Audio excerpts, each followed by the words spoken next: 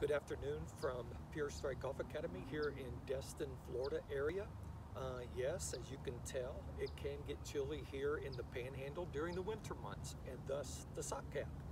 Anyway, there's a tip that I wanted to provide to everyone, which I actually got from Dr. Greg Rose, and it was pertaining to baseball, but it is very relevant to golf also. And it dealt with basically the internal rotation of the pelvis or the hips. And there's a way that you can test it to see if you need to make an adjustment at setup to accommodate any restrictions that you have in moving the pelvis or rotating the pelvis. The way you do this is, this would be the test. You take your foot and you literally take your foot and put it this way, about a foot length apart, and you take a club or a stick and you place it right here at the toe.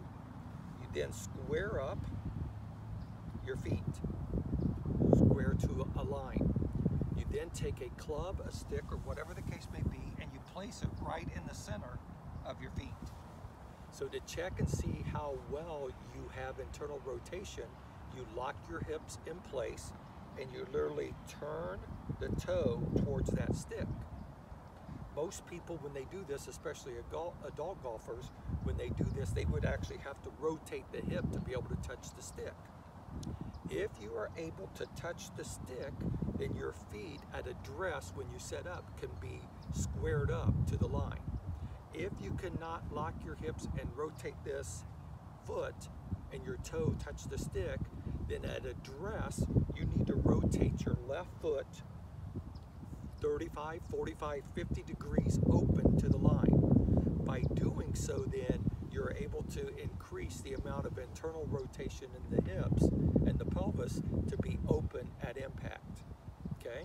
If you're able to make this move, then you are you can set up kind of like squared up and get away with it.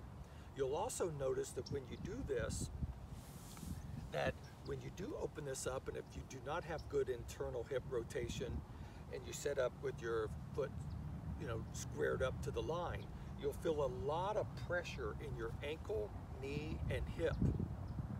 When you also open this up then, and as you rotate through and get open, then what you'll feel is a lot less restriction, and actually even a little bit of pain in those particular joints. Let's say also that you have a problem of being able to rotate your right hip back through. Let's say if you test the right and it's not able to turn in. That means that you can also turn this right foot out 20 to 30 degrees, whatever the case may be, and that will give you the opportunity to be able to rotate instead of being locked in here and actually doing more of this sway or lateral movement trying to get open. Okay, so we want to loosen up and free up the pelvis area. Again, if you have poor internal hip rotation, turn the left foot and the right foot even out. This foot 35, 45, 50 degrees. This one, let's say 10, 20, whatever it might be. And all of a sudden you'll find yourself being able to rotate and get open to the target effectively. I hope that helps. And until the next time, have a great day. Good golfing, everyone.